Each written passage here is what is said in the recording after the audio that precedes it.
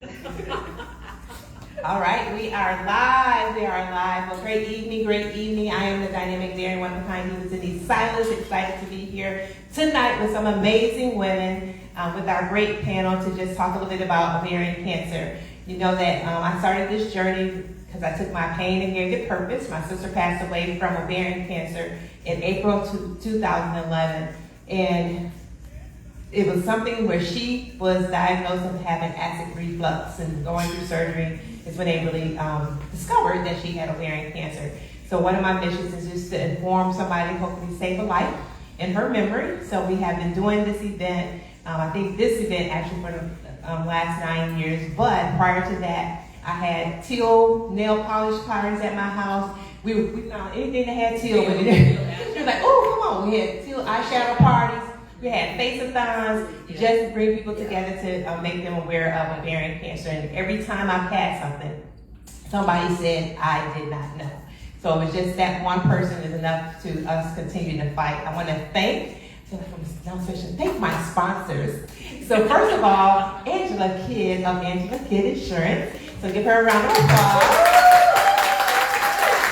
So she brought to you some of our gift cards today. She sponsored our food today. So thank you. I appreciate you for that. Also, Northwest Mississippi Community College. Want to give them a round of applause as well.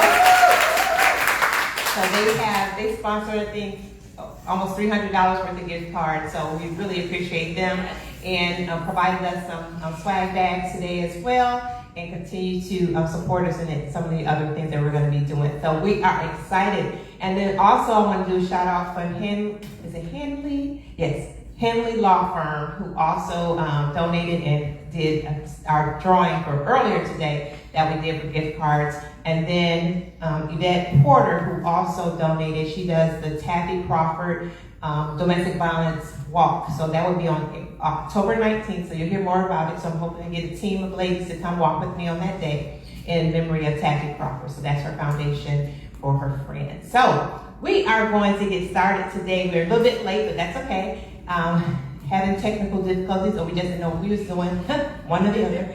But we are here. We are here. So I am going to have each of the ladies just quickly introduce themselves. We're going to dialogue a little bit. Tonight is not just about being an ovarian cancer survivor, but we're going to touch on a few different things. Just the financial impact of cancer. You know, if you have those traits in your family, if you are a survivor, and just some other health issues that we have. Our friend to us who always bring us some good information, our health advocate, Katrina Kimball. So if you can tell us just your name, and then tell us what you're representing today on stage. Sure. I am Katrina Kimball, and I am here for Dress for Success Memphis.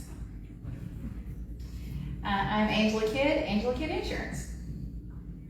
I'm Deborah Jones, and I'm a member of the Brown Baptist Church. And I'll piggyback. I'm Marcia Phillips, and I'm a member of New Hope Baptist Church of Memphis. All right. So let's first start with Katrina. Can you share us just a little bit the facts about just from the health side of it, and then we're going to go into, we'll have Marcia go next, Deborah, then we're going to end up with you. Okay. So you want to have facts about ovarian cancer? Yes. Okay, great. So ovarian cancer was kind of known as the silent killer of women, because the symptoms are so closely related to some of the same things you would have with gastric problems, such as bloating. Some of the other side effects include having pain in your lower back, having constipation. Some women have diarrhea, having pain in your pelvic area. And a lot of times, y'all know, we'll go, oh, I'll get to that. We'll push it to the side. And the danger about that is that a lot of times, specifically for us that are caregivers and that are raising our families, we'll put our health on the back burner. So usually that's why about time we get to the doctor is so advanced. Now, statistically, Caucasian women get ovarian cancer more often than we do.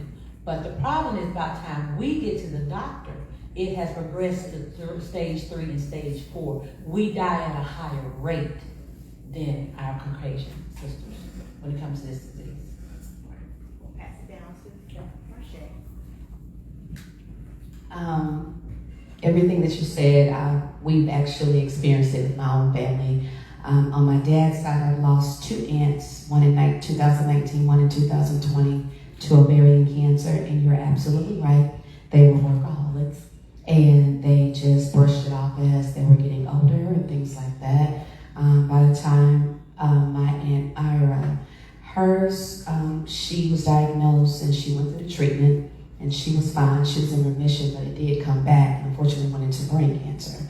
And then in 2020, my aunt, her name is Martha, but we call her Aunt Jean. Hers was, she just had a bad stomach ache. She had a bad stomach ache, and she worked so much, and she put it off and put it off and put it off. And by the time they found out what it was in stage 4. And so her battle was very short. And so after that, one of my other aunts said, hey, I need all of the ladies in my family to go and get tested for it because we've lost 2 in 2 years, something's up. Okay, I was on my way to my typical OBGYN appointment, and I said, okay, let me go and just satisfy this lady and let's move on with my life and things like that. So I went on March 6th of 21, and then March 21st, my doctor called me back and said, hey, I need to talk to you. And it was like, you carry the BRIP1 gene, which is a mutation and is high risk for ovarian cancer. And I'm like, okay, what? And so anyway, long story short, is they tested, it was a simple test. I went into the doctor, I basically told the doctor, hey, I've lost 2 aunts, my aunt wanted me to do this. They answered a few questions, and then they had me to contact this facility. It was MyRAD, MYRIAD, it's the Health Risk Center or whatever, and that answered all these questions, showed them my health risk, because my dad died of stage 4 stomach cancer, and of course, cancer is just high in my family. So it was nothing. That I qualified, insurance covered it. They did a blood test while I was at the doctor, called me back 2 weeks later, and it basically showed a detailed report. It came back showing the mutation gene. It showed that I'm clinically significant risk, and basically my numbers at first were like 5.1%. And so I'm on the path of going every 6 months. First Friday in March and first Friday in September, faithfully, since March of 21. And I have to get an ultrasound every time. If my numbers increase, they're going to say, okay, let's go ahead and do a full hysterectomy, let's get on with your life. But the reason why they're holding off, my gynecologist is working closely, is because she doesn't want me to go into menopause too quickly. So if my numbers increase every 6 months or whatever, then they're just going to schedule and we're going to get it over with. I mean, I got my kid, we're good. I can adopt it if we need to. It's not that big of a deal for me, but I want to be here. And every 6 months I hold my breath. I go in and they call me back, and it has moved from 5.8 to like 6.1. So it's not aggressive, which is a blessing. I just have the genetic mutation. I don't have any signs of it, but it is likely that I will. And so when I reach the age of 45, then we'll start talking. Well, right now I'm currently 44, so I'll be holding my breath in March. And if they need to, let's do this. Let's just go ahead and get it done. But, like my doctor always says, 80% of anything that happens to you is preventative. My aunts did not take advantage of that. And so my goal is to be here as long as God allows me. But I'm going to take advantage of the testing. But a lot of people don't know to ask for that test. And my cousin went, and I kid you not, I said, here, go ahead and tell them and everything else. But her gynecologist didn't do all of that. All they did was an ultrasound. That's all they did. And I was like, no, that's not it. And I sent her a copy of my report. And when I say it broke it all the way down, it broke it all the way down to the risk, to the procedures, to every step and whatnot. And so now she's going back to inquire about that. But if you show them that they have a history of it, the insurance shouldn't have a problem with it. But even if they did, I was going to pay that money and whatnot. But I just went, I was talking to you a couple weeks ago, just went in September, and in March my numbers increased. So they said if it increased again this September, they were going to try me and go ahead and get it done in October. But it stayed stagnant, so I can breathe for 6 months. I'm so excited. So I just say this, listen, get it tested. get checked because I would have never known it, like a genetic thing. And everybody thinks about BRCA because of breast cancer. But BRCA is breast cancer and ovarian, but the BIP1 is specifically ovarian. It says fallopian cancer, those things like that, but it's ovarian cancer. So. Yeah, when you were talking, I thought of two things. One, when you go see your doctor, be your best advocate. Yes. Insist on having a pap smear. I know they're gonna tell you you don't need one. Yeah, you do. Yeah, you do. Pay for it. Because Pay for the it. insurance don't cover it. Yeah, They cover like mine don't cover it every 3 years. yeah. I faithfully pay for that. Yeah, so check with your insurance company. If they don't pay for it, whatever. Get it because they can catch those precancerous cells when they do your pap smear. I want to show you something else. Yeah. And then the other thing I want to say for those of you that have teenagers, get the HPV-1 vaccine. I know everybody's talking negative against vaccines, but if it could possibly save your child from having to go through radiation and chemo down the road, that one little prick, we can be inconvenienced to go and get a mammogram. We go in there and do that, and that's very uncomfortable to keep, to set for breast cancer. So let's start teaching our younger people now to be a good advocate. Ask questions when you go into the doctor. If you're nervous, take somebody with you. Or also, if you're sitting up at night and you're nervous about your appointment, I have a little book when I go to the doctor. I have all my questions in there in case I forget. And I drive my doctor crazy, and I don't care. I tell you can go and sit down, because we're going to have this conversation. I know you got 20 other people to see, but I take my time, and I need you to answer all these questions for me, because I'm trying to stay here, like you said, as long as I can. And I want to make sure that I'm asking these questions, I'm asking for these tests. And if that doctor will not work with you, I always say, find your doctor. You're paying them anyway. Find you somebody that's going to listen to you, that's going to work with you, and that will have your best interest. It's not about how many patients they can see per day. It's about giving you the care you need. So that's why I just want to add that. And when you're doing your ultrasound, make sure they do the vaginal one as well as the stomach. Because when they do the stomach, she did the vaginal, this past time she did the vaginal one. And girl, I have so many fibroids and cysts, it's just like a rainbow coalition going on in there. But some of my fibroids have started to increase. So they were checking those, the results with my doctor. She said, okay, you're fine on that part. But if they change, then that's a sign that they need to start looking at the next steps. So what she did was she sent me back, and they did the stomach ultrasound as well. And that's when they saw that they're not as big as they appeared on the vaginal one. And then of course she checked my cysts. And another thing is, like I'm probably telling y'all too much information. I have a tilted uterus. If you know that, tell them that. Because most of them they'll stop looking. And you have to know like where everything is positioned, because mine is tilted to the left. I have to tell that ultrasoundist, because she would have been like, okay, you're clear. Then when she went over there, she said, oh, that's the first thing she said. So I agree with you on being your best advocate, because you know your body better than anybody else, but you got to be able to help them, because like I said, for some it's a quota. Not mine, but for some it's a quota, and you just want to make sure that your needs are being met.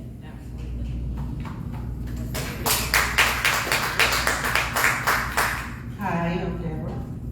And being diagnosed in May of 2021, I had one symptom at that time. Now, in 2017, I had to have my fallopian tube and ovaries removed. Then there was a granulosa tumor, but nobody said anything. Sometimes they just sit there, they don't do anything, and mine decided to act like cancer. And 4 years later, I think I was like 8 months pregnant. That's what I look like. 8 months pregnant. That's the only thing, the only symptom I had. No pain, no anything, just bloated, really big. And found out that it was recurrent, but mine had got so far that they were saying it was stage 4, but my doctor said recurring. So it was really aggressive.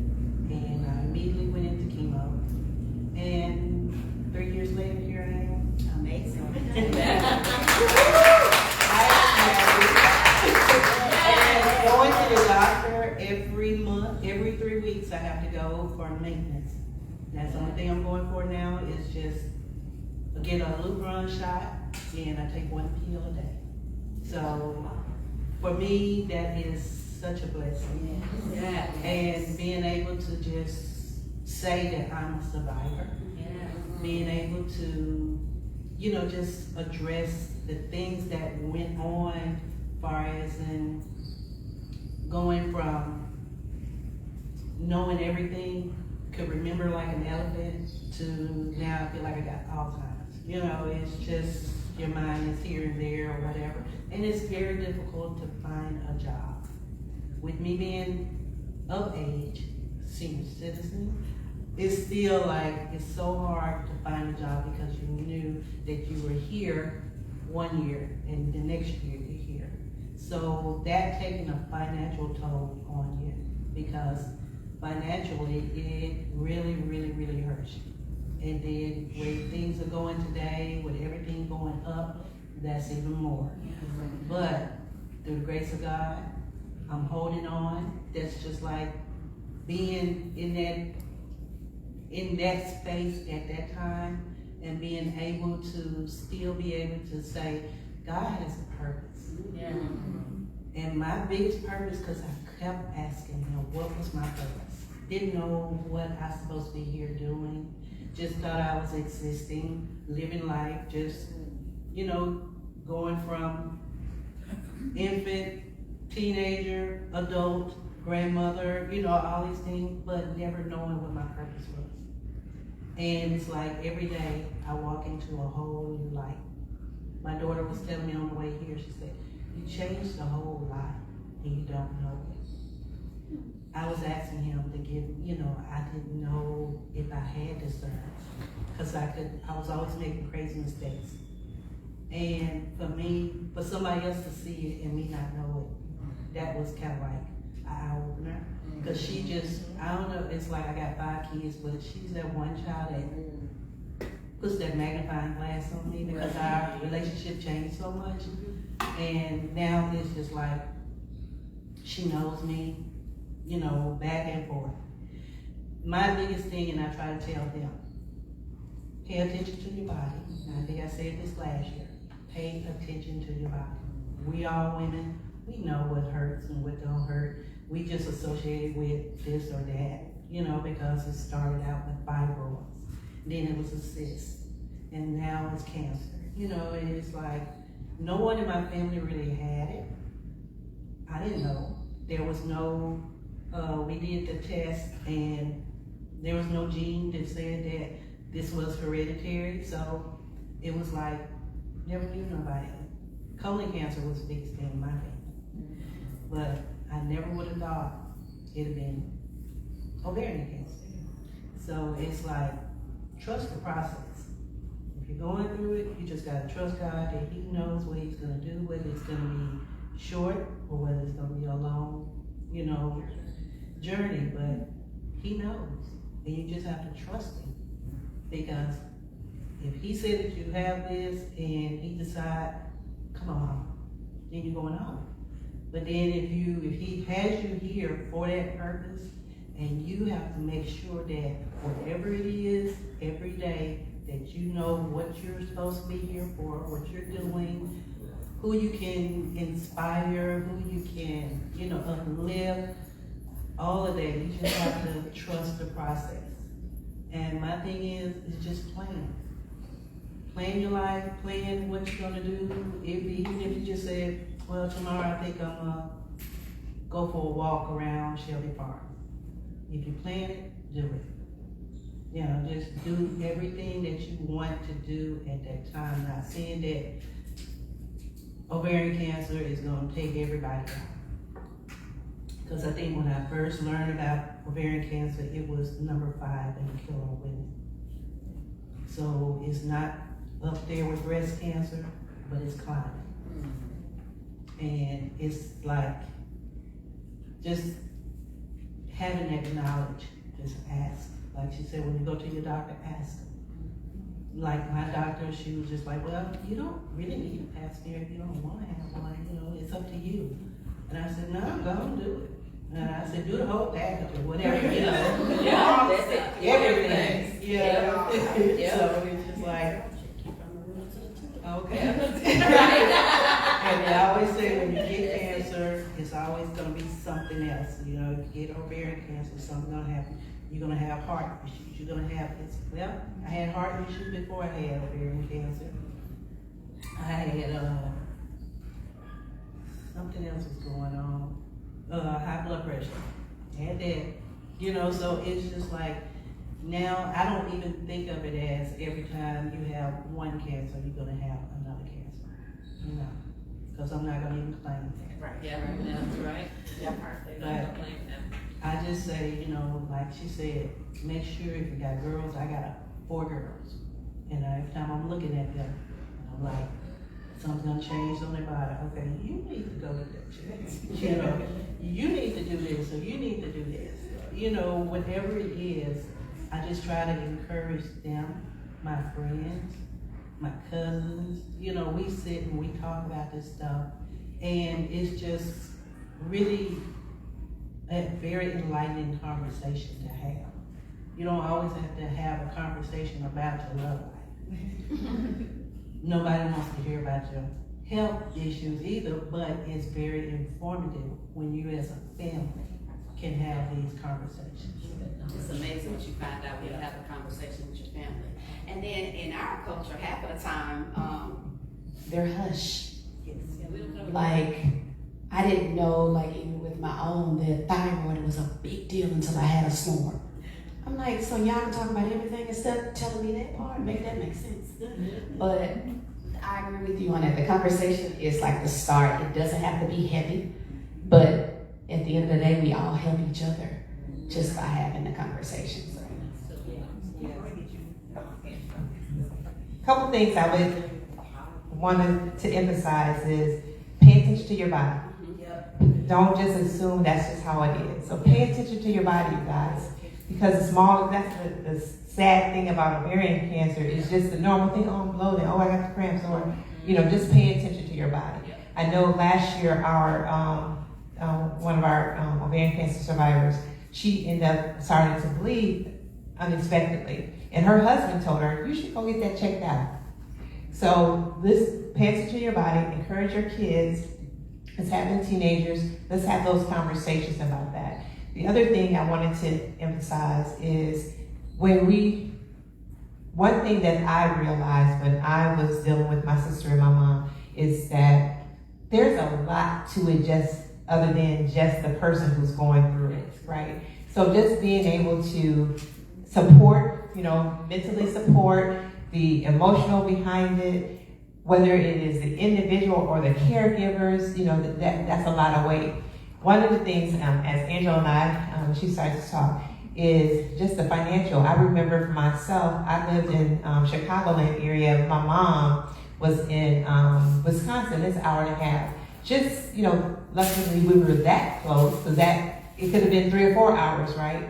But just that travel, the expenses that you incur as a result of being the caregiver, a lot of times the emphasis is on the person who is actually going through the care, and I'm not trying to minimize that at all, but there is a lot others to it. So I want to have Angela kind of share from her perspective as well.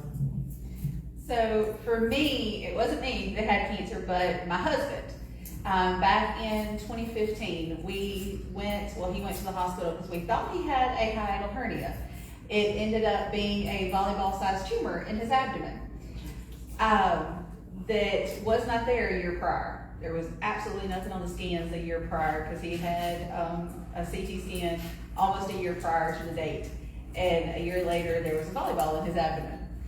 And they were like, oh, you've got a cancerous tumor. We're like, what? Okay.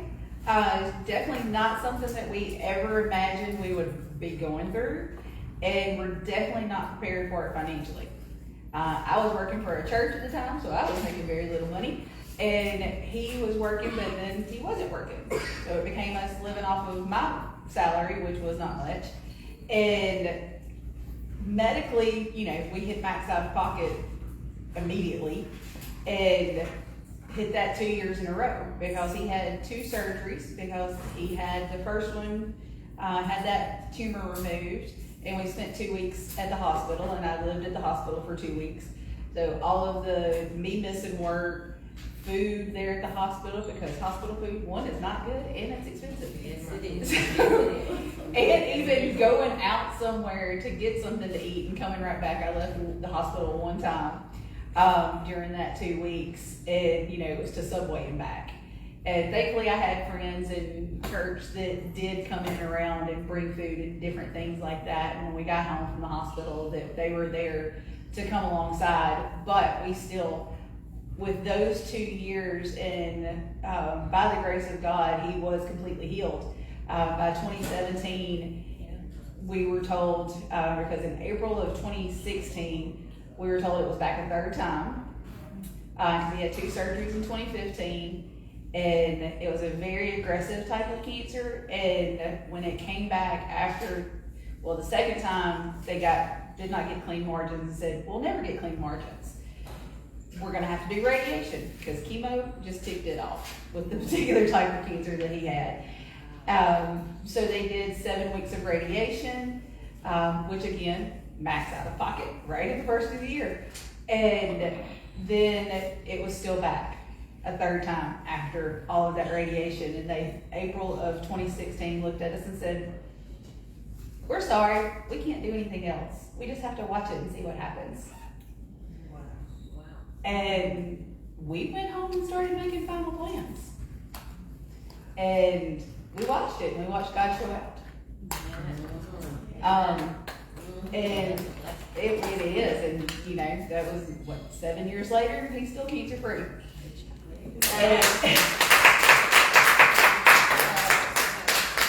It took us 5 years to climb out of medical debt, though. Or just debt in general, because so much was not covered medically. Of the gas back and forth, because those 7 weeks of radiation back and forth every day, that's a lot of gas. And gas was not cheap back then. The food, after he had that first surgery, looked like he'd had a baby, because he went in and he had, you know, a 15-pound tumor in his abdomen, and he came out and he was all flat. And we had to buy new clothes. And things like that, that we literally spent 5 years coming out of medical debt. And so now with what I do with health insurance, that's one of my goals with some of the stuff that I work with, is to be able to help people not have that problem. So that is one of the reasons that I wanted to come in alongside Denise and help with this and sponsor, because it's something that if I can help one person avoid that, then it's all worth it. So talk a little bit about the process, why you want what it was, what you were telling me about. Which part? So how can you help them? Oh. How can I help? Yes. So there are insurance policies. They are lump sum cancer policies. Most people are familiar with the Aflac policies. You know, everybody knows the duck. And they are more indemnity type of policies, where they pay if you have something done, if you have chemo, if you have radiation. It pays a set amount per treatment, per whatever. These particular plans, because we actually just had a brand new product come out on the market, they just released it this month, that is a lump sum, which we have several, but this company actually came in and took all of the pieces from all of the plans, took all the good pieces and put it all into one. And it is actually one of the most phenomenal plans that I've ever seen personally, that is, with all the things that it can do, plus it has a cancer, heart attack, it's cancer, and it has a heart attack and stroke rider that it can add to it. Or you can, if somebody's had cancer and they just want a heart attack and stroke policy, because anytime you've had cancer, it increases your risk of heart attack and stroke. So as soon as Levi hit his 5-year clear mark, I said, you're getting a cancer policy, buddy. And I actually put one on both of us. We both have a cancer policy and a heart attack and stroke policy. Those policies are so affordable. We're mid-40s, mid to late 40s now. And that for us, we have the max. It goes anywhere from $5,000 up to $75,000. And it's for a $75,000 policy, it's $60 a month for us each. So for somebody, which I deal with a lot of folks that are 65 and older, heading towards that Medicare age, the likelihood that you're going to get cancer over 60 actually increases. Mainly because a lot of times you're getting more checks because you're going to the doctor because you're on Medicare and you have insurance. So you're getting a lot more testing done or more checkups, more routine things, and the likelihood of getting diagnosed is even higher over that age. But even somebody that is 65, it's less than $1 a day for a $10,000 policy. And that can help somebody because most things, if you're gonna get a max out of pocket on an insurance policy, they're under $10,000 usually for a year. Even for younger people, for those that are, because you really don't think about it when you're in your 20s. You're not thinking about, oh, I'm gonna end up with cancer. Possibly. And one of the things about this actual policy is that if you have it for 20 years and you don't ever have where you have a claim on it, it'll return your premium. So all the premiums that you've paid in. Nice to know. That is. That's good to know. Yeah. Yes, and it actually looked at the policy, even though you had. They do have, you have to be 5 years clear. So 5 years post-treatment, but as long as you have it, because even my husband, like I said, and when he hit his 5-year clear mark, they didn't even ask. The question on there is, you had anything in the last 5 years? So what would some of the expenses, the lump sum payment that you're referring to, would it be for specific expenses or what would that be for? Anything. You have a diagnosis of cancer, it's gonna pay you a lump sum of money for you to use however you see fit. In my husband's situation, just simply because I know him and I know of what's going on, if he ever has a cancer diagnosis again, he's not having treatment. One, they probably won't be able to do anything unless it's somewhere that they can just cut it out, but he probably will not have treatment again. So it will be money for us to do his bucket list. That'll be what we use his for. So it's literally anything that you want to use it for. Because how many of you have been impacted by someone with cancer? Right? Just think about expenses that has nothing to do with your medical. Like when she was telling me about that, I was like, yeah, because I was a girl going back and forth down the highway. Yeah, then you get food on the way, right? Yeah. Then if you're not taking care of yourself, now you got medical issues, you got cold. Like it does really, truly add up. If you don't live near your family, then you have to travel trying to get back. So it is definitely something to think about. To me, it's like the life insurance. You don't wait till something happens to get it. You need it beforehand, right? You have to get it before it happens. So being just mindful, what I always like to do is give information, not just about the cancer itself, just different things that impact you as a result of, and it's always good information that regardless if it's ovarian, lung, cervical, that you can still be mindful and then look, or it will help you think, well, maybe I need to go get a little bit more information just because now I'm made aware of something in general, but maybe I now need to ask those same questions for myself. So, I know you had something to share with the dressers. Yeah. One other thing, sure. Okay, did you have one other thing to share? Okay, good. So we're going to have Katrina share that you guys have your last moments in 60 seconds or less, because we have a whole lot of gifts to give away as well. So we're going to start with you and then go there. Okay, I'll make this real fast. Just want to share something with you that I think is really exciting. The World Health Organization the initial self-group, they have actually identified May 8th as National Ovarian Cancer Day, and they're launching a campaign next year called No Woman Left Behind. Because in underserved communities, where we're seeing a decrease in the United States, in other parts of the world, they're having an increase in ovarian cancer. So I'm excited to see that they're starting to put women's health. You know, we see a lot around immunization for kids and HIV in Africa. I'm excited to see that they're putting women's health at the top. So my role with Dress for Success, I volunteer there. I'm a program manager there, but I'm also, last year I got selected to be a global ambassador for Dress for Success. So I will be traveling to New York next week. Dress for Success, what we do is, we have a slogan that we're more than suits. A lot of people think you come there and get suits and you bring donations. But we have shifted. We actually have a entrepreneur and mentorship program. Since 2021, we have helped 63 women locally launch their businesses. I mean, successful businesses. We also have helped women go through the small business loan program to get loans for their businesses. And one of the things we're trying to do now is we're trying to get women in the community to come and volunteer and support. So we have a new program called the Women's Professional Group, and we're looking for any woman in the community that can donate 1 or 2 hours a month to come and mentor other women or college students. Like today, we helped some students at Lemoyne Owens that were graduating to get suited. We gave them a suit for interviews, and then we gave them a week worth of clothes. So if you would love to learn more about Dress for Success, stop back at my table and come and talk to me. I would love to have you join our Women's Professional Group to help us change the next generation of women that's coming behind us. Thank you.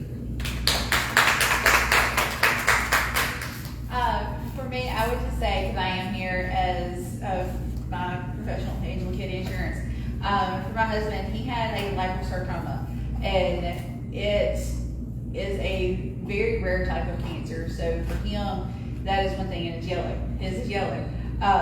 And for me to know that we'll never have to climb out of medical debt again if anything ever happens to either one of us is such a relief, because now I can have that confidence to know that if anything ever happens, that I can just focus on making sure that if it's me, that getting better. If it's him, taking care of him. Right.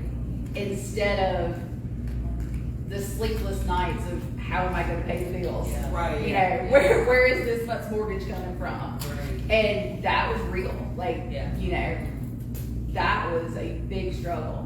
And now to be able to be in a position to help people avoid that by something that they don't know about, because I didn't know these type of policies existed. I knew that Aflac ones did, but you know, or those indemnity type policies, I knew those existed, and that was the one thing that I had always told him. Hey, when he changed jobs and he got insurance, I said, make sure you get that policy, get that critical illness policy, because likelihood that I'm going to end up with cancer is really high. So get that policy. That was the one thing he didn't get. But he's covered now, and even if something happens and we have a situation where both of us end up at the same time, that it actually has beneficiaries listed. So it's something that can even be left for someone to have.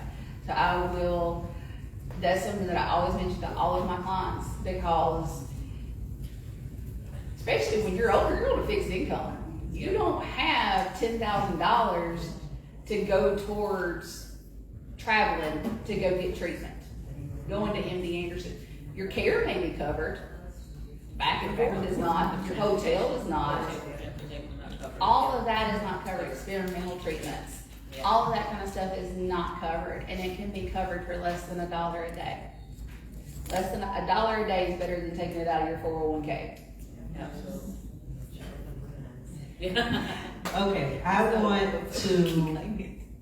want for everybody and anybody that you know to challenge yourselves. Write down everything that you know of what would happen if this happened to you. If it's saving $5, or if it's write down changing your diet, walking 2 or 3 minutes. You know, you can start there. and keep going. Just challenge yourselves and just be vigilant about your health, because this is serious. Any type of cancer is serious. So we just need to protect ourselves. You know, if it's getting the critical insurance and, you know, critical illness insurance or extra insurance, or, you know, I had to end up getting life insurance outside of the job, because, you know, once you leave the job, you can't take it with you. So I got it through the job, but I can take it with me. And you know, once you over a certain age, once you have had cancer, they're not going to be quick to give you insurance. I was able to get a $100,000 policy, even though it's kicked my butt paying. But I said I had to make sure that some things were covered. Everything won't be covered, but some things will be covered. So it's just me challenging you all, and you all getting somebody else on the bandwagon to do these things for us. And I will close by simply saying, don't be afraid to have those hard conversations. Oftentimes in our culture, I'll be honest, we don't talk about the medical aspects of things. And like you said, have that round table talk, but don't be afraid to even just check on it. In my case, I know what I'm dealing with, and I'm going to do my best to make sure that it doesn't manifest. But I would have never known that if somebody didn't have that conversation. So let's just be the generational curse or the cycle breaker so that we can make sure that we're here for as long as God allows us. Our days are numbered, but let's do our best to enjoy it to the best of our abilities.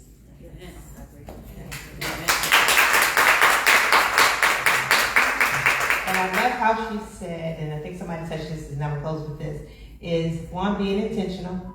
You know, we don't want to live in fear. We definitely want to live in fear, but we can be intentional, right? I believe we can do our part. And that's in our health, our exercise, being informed, being around people to give us information. And then what she said, being your best self. Just be the best you can do, your best version that you can do in your current situation. But being knowledgeable, don't hide behind, don't be afraid, because what you don't know can hurt you, right? What you don't know can hurt you. So give it up again.